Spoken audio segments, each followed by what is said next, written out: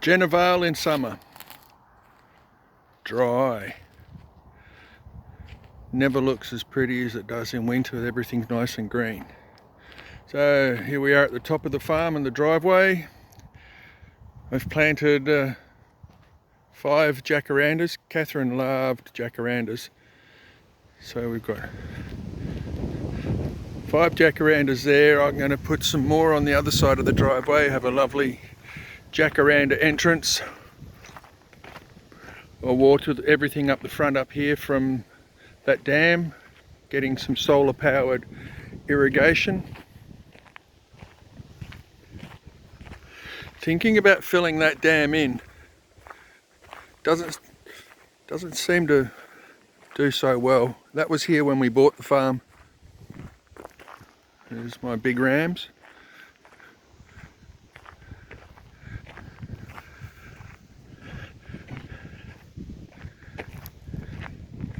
Scored a new power pole. That'll outlive me. Right, so we're still technically on Jenna Vale farm here. Although I've renamed most of it to Groeneveld Gardens now. So as a separator, I've put in some cypress. They grow to about 4 meters tall. Hopefully they won't interfere with the power line. I've got irrigation planned so that I can water this lawn here. All of the diggings there. New irrigation to water all the front up here. I'm tapping into existing lines. Alright, so I bought it's a black walnut. They grow to about 40 or 50 meters tall. And it doesn't seem to be doing so well. I don't know. See how it goes. That was bought as a bare root. Now this run here, this fence line here you're seeing here, used to actually be from that post there, straight through to that post there behind the grape. But I decided to move it 2.5 meters over there to the right. And now I've got a run of liquid ambers here. Planted about 60 liquid ambers in total on the farm in the last 12 months. We've got 10 here. They'll create a nice little runway of liquid ambers as you approach the gardens.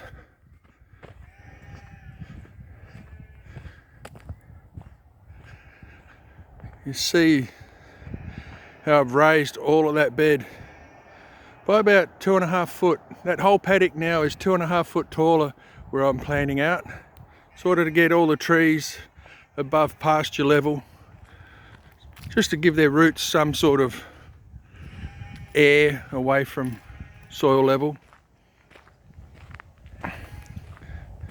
Getting twin swing gates for here.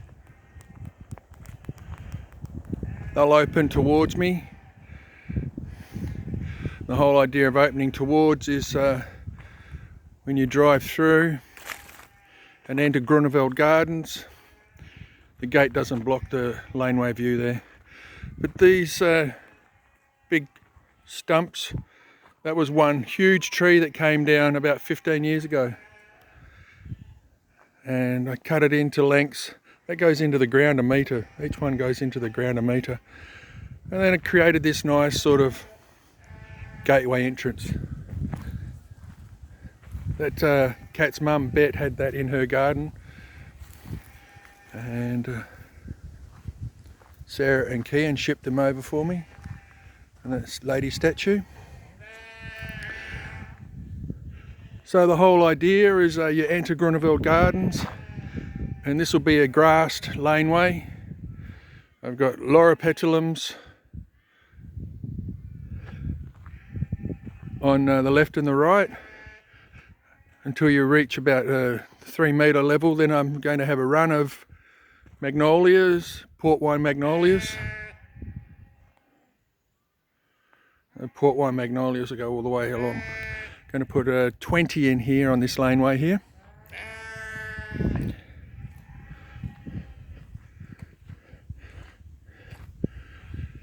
fenced off the forest in the centre. That forest runs the centre of the farm, splits the farm down the middle. And just to give the garden a little bit more of a boundary, I've fenced all that off and put in some native callistemons. I think I've got 40 of them in those little tree bags, so they go all the way up to beyond that lawn over there. All irrigated.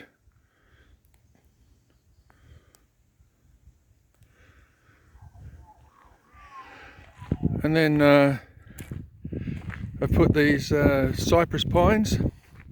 They will grow as big as those suckers there eventually.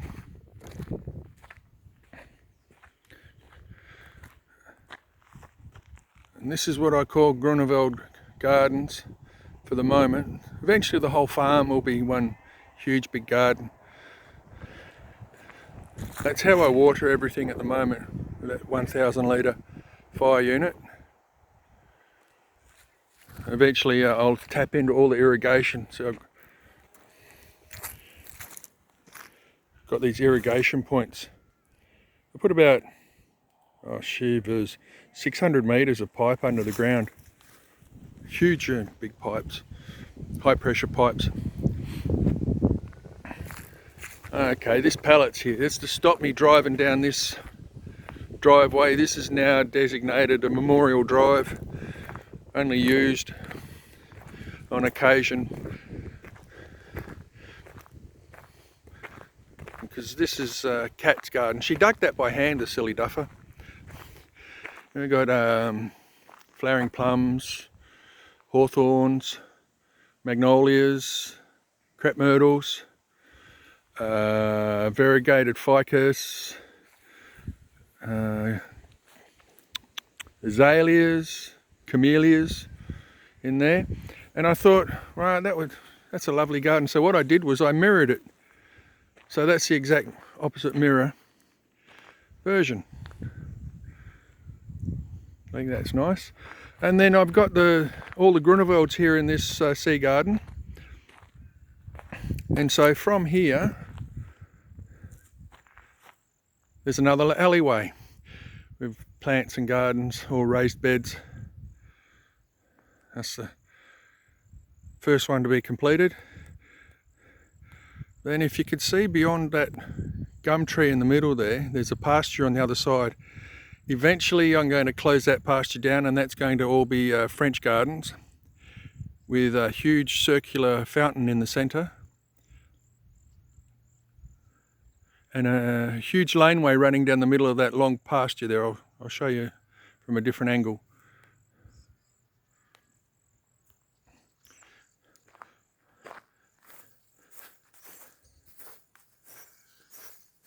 Right, so we've got the main laneway that when you walk through the front gates and you look to your right, that goes one way.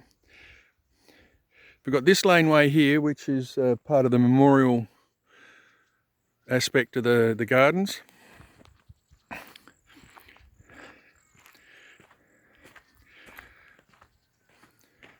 And then when you stand on the veranda in the evenings, sipping a cold beverage, got this other laneway. And eventually all these laneways, they'll end up doubling in length. Can only do so much at one time. I'll start that section more than likely next year. I've reduced the sheep number down. I've gone from 75 sheep down to, what have I got over there? 16, 15, 16. Oh, there we go. So the trees.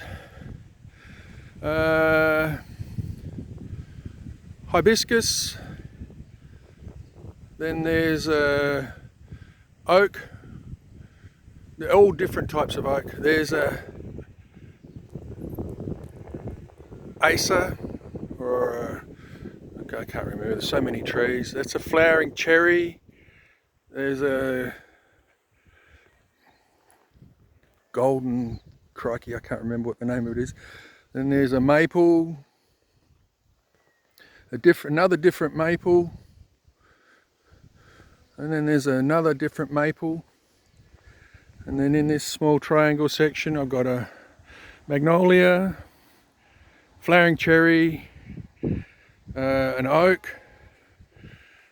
There's a magnolia, another magnolia, and all these are different types of trees. I only got 2 or 3 of the same of anything. I planted, these are from seed, all these gum trees, the blackbutts are from seed. But they grow so freaking big, as in my forest there. I don't want them blocking out that section of garden there, so I've planted liquid ambers in the little tree bags there in between.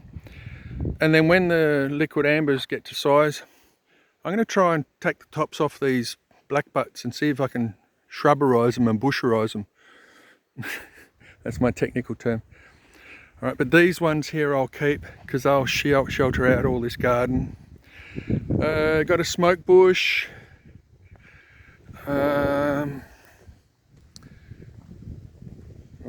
crikey. Look, there's so many trees I cannot remember. They're all different anyway.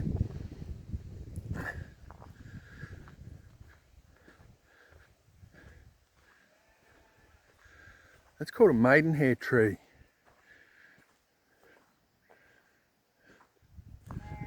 They grow about 30 metres tall. This here is a cypress pine. That'll grow nice and tall, but that's the centre point. So when you're on the veranda, you'll see that. And then I'm going to have a statue here of some form. You'd think the sheep are hungry. I've got a London plane tree. Ginkgo, that's what that's called. Ginkgo biloba, that one there. I've got 2 of those. I've got London plane tree, liquid ambers, jacarandas,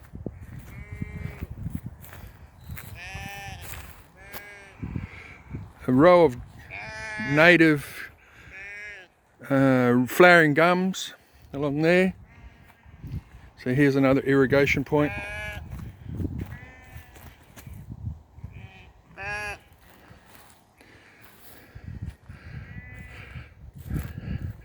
But when time permits,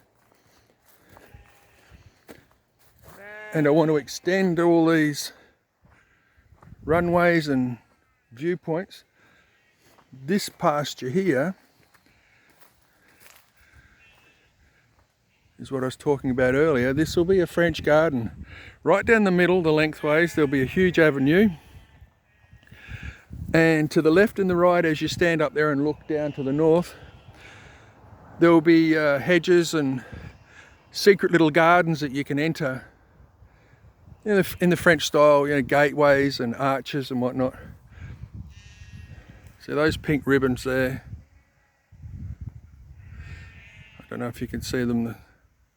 They are in line with Cat, Bet and Don's little sea garden over there. More irrigation. These things come up everywhere. I'll be able to water everything at once. Got a huge pump coming. Right, so this section of the garden now, it's just a matter of keeping it all alive. A little bit more soil to bring up from Swan Lake. And here's the next section over here. Part B of Memorial Gardens, Botanical Gardens.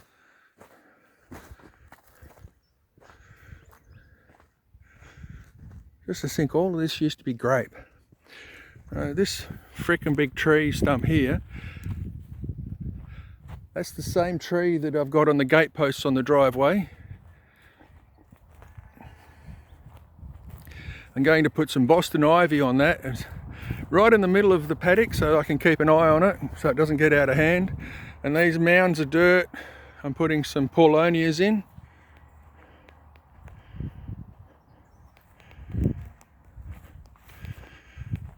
This tree here, still related to the gate posts, that's going over in the corner over here. I've just finished constructing this trellis. I got some wires to put in there, but I'm putting jasmine. So that's going to be a screen of jasmine.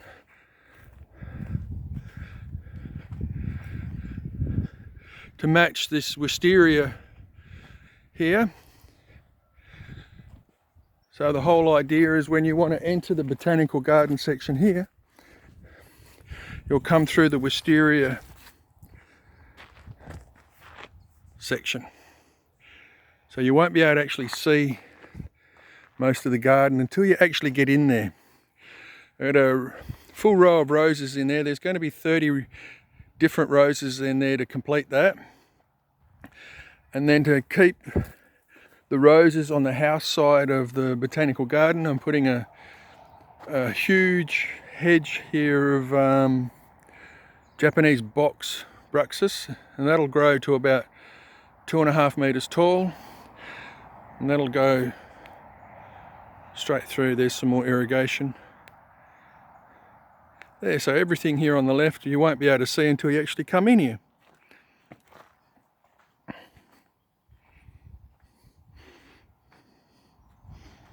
So that's the top garden report for the season. Because I've moved all my operations down to Swan Lake. I'm digging out the lake, bringing the peat up here. Next report there'll be a huge pile of peat there ready to use next season.